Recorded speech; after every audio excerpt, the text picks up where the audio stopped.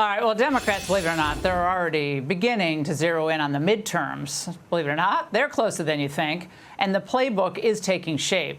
Now, the coordination, and I discussed this in the angle, is a core part of it. It's why we're hearing the same tired talking points. Joining me now, Kevin McCarthy, former Speaker of the House. Mr. Speaker, this narrative that they're trying to turn on the Republicans about immigration, using words like Gestapo, and people are being abducted, even American citizens could be at risk.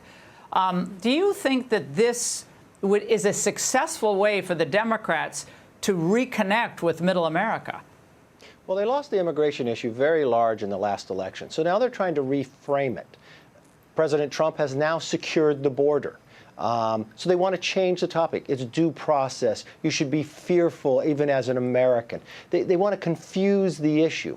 And it is talking points. You played an excellent clip where you showed a number of Democrats in different parts of the country on different shows, all using the same phrases: Gestapo, these scare tactics, pull up in vans, like somehow a citizen should be afraid.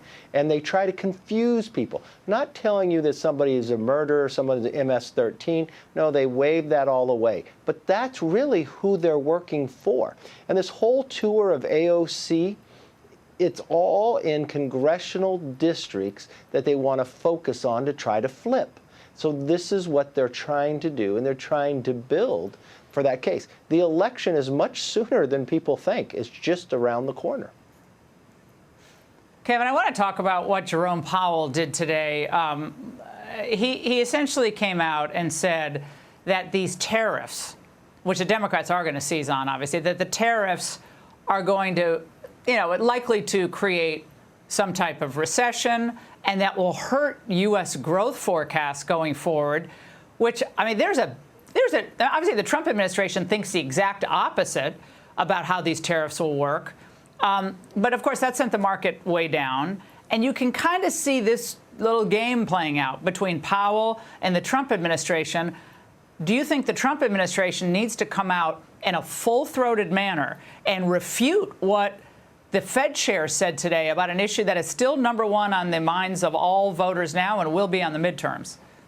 Well, what he said is hurting the economy. The market reacts to what he said. Now, he only has a short amount of time left in this job, and I think there's some excellent people who could take this job going forward. But remember what President Trump has already done if you want to look at pure economics. He's getting people to invest billions of dollars in America because of his policies. That's only going to grow the economy. The Fed chair should be working for America, not scaring America. And this is really out of the playbook of the Democrats. There's two major issues of why President Trump won: securing the border and economics. And they're trying to undercut those two fundamental issues, so the administration should be very bold and keep laying out exactly what they're doing. So as soon as we get an agreement, where I'm watching negotiating with Japan and others, this will be opening up markets that have been closed for decades to American products.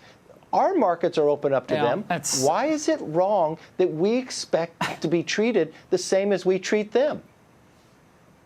Yeah, Powell tiptoed right up to politics today, in my view. Mr. Speaker, thank you very much.